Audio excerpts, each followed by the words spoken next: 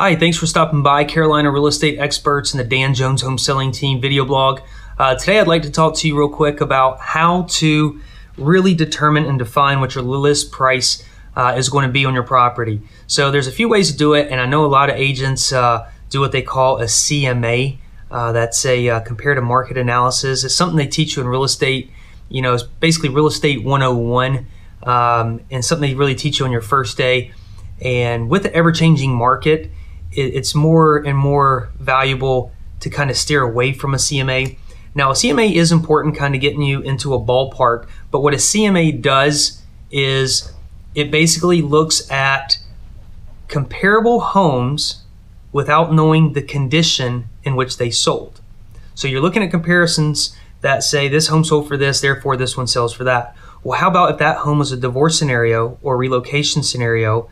Possibly it was, you know, somebody who needed the money because someone got sick. That's a very common reason for people to sell a house. So you don't know the actual story behind that. So if you want to price your home by looking at a quote CMA, be very careful. You're probably going to be like one of the rest of the folks around that gets their home sold in, 24 hours because it was priced way too low. So the true way to price a home, especially in this market, in a low inventory market, is you have to look at the supply and demand and factor that in. The home still has to appraise, but if you have a home with a pool, for example, and you're in a $300,000 to $400,000 price range, well, if there's 12 pools in your area, 12 homes with pools in your area, it might not be the best time to sell, and you're probably going to take a hit on your property. But looking at the numbers saying if there were only a reasonable amount of homes, what would this home sell for? And there's also better times and worse times to list a property. It's like a lakefront property. You're in $1 million price range and there's 44 homes in your price range currently on the market, then it might not be the best time to sell. But you have to look at the supply and demand. How many homes have recently sold in the last 30, 60, 90 days? How many homes did not sell in the last 30, 60, 90 days?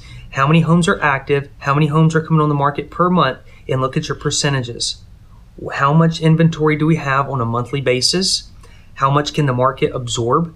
And at what price are we determined that we can get an offer in 30, 60, or 90 days in between those guidelines? And if you're going to look at a CMA, just be very careful. You're probably going to cut yourself extremely short because you have no idea under what terms, the 5 or 6, 7 homes that somebody bring to you and say, hey, your home's worth this because these 6 homes sold that.